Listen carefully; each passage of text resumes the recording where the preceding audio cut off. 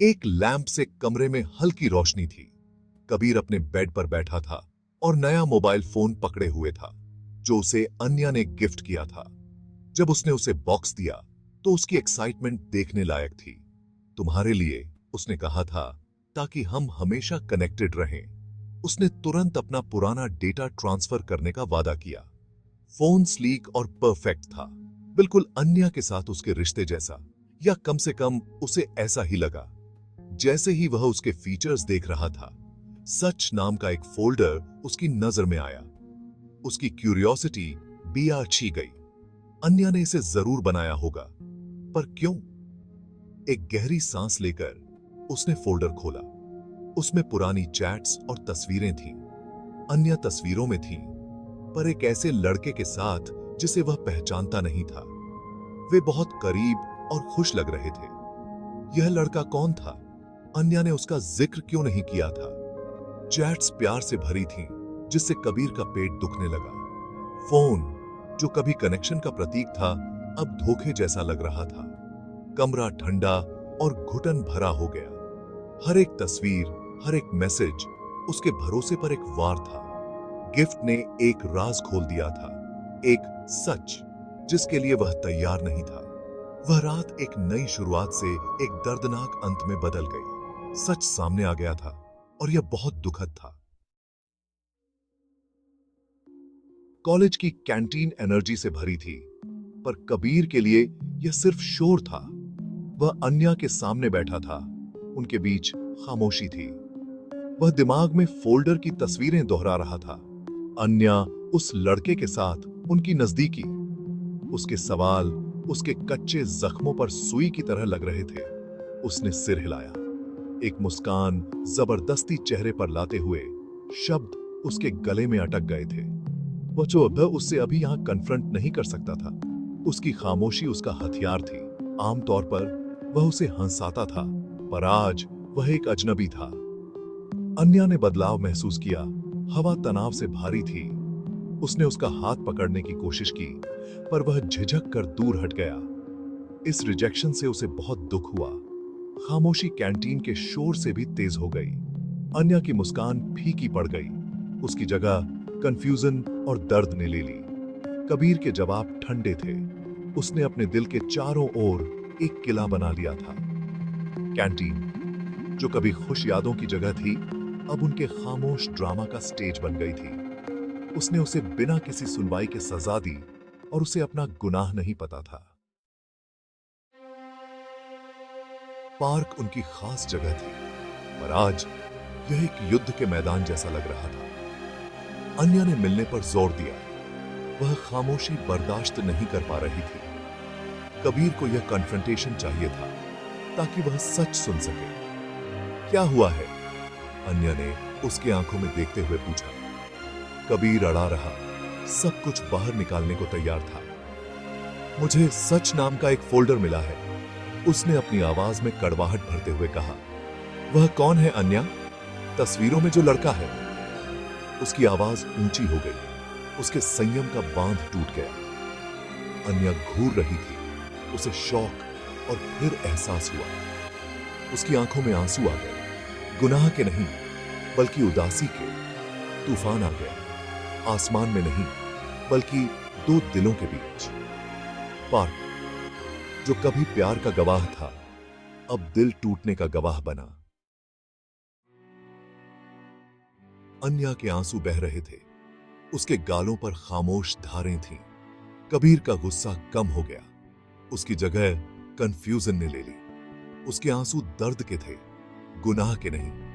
वह लड़का, उसने शुरू किया, आदित्य है, मेरा भाई। कबीर की दुनिया हिल गई। उसने इस बारे में सोचा ही नहीं था। ईर्ष्या से अंधा होकर उसने मासूम सच्चाई को नहीं देखा। अन्या ने जारी रखा। उसे कैंसर है, 2 साल से लड़ रहा है। तस्वीरें यादें थीं, कीमती और खूबसूरत। फोल्डर, सच, उसकी सच्चाई थी, उसकी हकीकत। एक हकीकत जो उसके भाई के लिए प्यार से भरी थी। उसने उन्हें उसे पकड़े रखने के लिए सहेजा था, खासकर मुश्किल दिनों में। मैंने तुम्हें नहीं बताया ताकि हमारी दुनिया खुश रहे, उसने फुसफुसाया। असली सच सामने आ गया था। प्यार और संघर्ष की एक कहानी। यह बेवफाई नहीं थी, बल्कि एक बहन की खामोश लड़ाई थी। फोन नया था, पर यादें पुरानी थी। सच आखिरकार सामने आ गया था, और यह बहुत गहरा था। अन्या के शब्द मुझ पर टूट पड़े। गुस्से की जगह गुनाह ने ले ली। फोन भारी लग रहा था, एक हथियार जिसे मैंने गलत तरीके से इस्तेमाल किया था। मैंने उसकी कीमती यादों को धोखे में बदल दिया। मैंने उसे तब दुख पहुंचाया जब उसे मेरी सबसे ज्यादा जरूरत थी। मेरी खामोशी भयानक थी। मैं उसे फेल कर गया, हमारे भरोसे को फेल कर गया। मैं समय को पीछे मोड़ना चाहता था, शक को मिटाना चाहता था, पर नुकसान हो चुका था, भरोसा टूट गया था। मैंने सच की मांग की थी, और अब अपने ही कर्मों का सामना कर रहा था। कर्मों की। अस्पताल का गलियारा शांत था, तूफान के विपरीत। अन्या मुझे आदित्य से मिलाने ले गई, तस्वीरों वाले लड़के से। हर कदम जवाबदेही की ओर था। आदित्य गर्मजोशी से मुस्कुराया।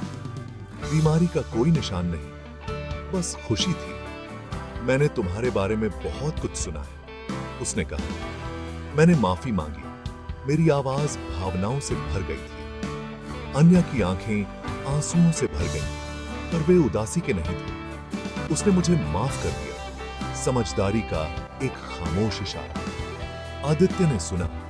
उसकी मुस्कान अटूट थी। प्यार हमें पागल कर देता है, उसने कहा। जो मायने रखता है वह यह है कि तुम अब यहां हो। उसके शब्द एक मरहम थे। माफी कर्म में थी। तुम दोनों को साथ देखकर मुझे ताकत मिलती है, उसने कहा। कमरा प्यार और ताकत से भर गया। माफी ही असली उपचार थी। अस्पताल के कमरे में शांति छा गई। आदित्य के शब्द मेरे जमीर के लिए एक मरहम थे। हमारा प्यार उसके परिवार के लिए ताकत का स्रोत था। अन्या ने एक तस्वीर का सुझाव दिया, एक नई याद। फोन, जो कभी शापित था, अब सिर्फ एक उपकरण था। हम करीब आए। अन्या का हाथ मेरे कंधे पर था। आदित्य तेज से मुस्कुराया, एक पीस साइन बनाते हुए। तस्वीर में एक परिवार कैद हुआ, प्यार से घिरा गया। क्लिक, एक सिंगल आवाज, हजार भावनाएं। फोन एक नए सच का रखवाला बन गया। प्यार और भरोसे ने सब कुछ जीत लिया। टेक्नोलॉजी हमारी यादों के लिए एक कैनवास थी। तस्वीर में 3 मुस्कुराते चेहरे थे, प्यार से बंधे हुए। यह हमारी यात्रा का एक प्रमाण था। प्यार, भरोसे और माफी की यात्रा। अस्पताल से निकलते हुए अन्या और मैं हाथ में हाथ डालकर चल रहे थे। एक सीक्रेट फोल्डर से एक खुले दिल तक की यात्रा पूरी हो चुकी थी। फोन की कहानी भरोसे और माफी के बारे में थी। प्यार सिर्फ धूप नहीं होता, ये तूफानों को पार करना होता है। भरोसा किसी भी रिश्ते की नींव होता है। मेरे शक ने हमें लगभग तबाह कर दिया था।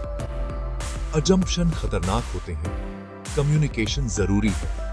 प्यार को विश्वास चाहिए, अनिश्चितता में भी। माफी शक्तिशाली होती है, दोनों पक्षों के लिए एक तोहफा। अन्या ने माफ करने का चुनाव किया, मेरा असली पछतावा देखकर। मैंने खुद को माफ करना सीखा, हीलिंग की अनुमति दी। फोन हमारी यात्रा का प्रतीक बन गया। भरोसा करने, कम्युनिकेट करने और सपोर्ट करने का एक वादा।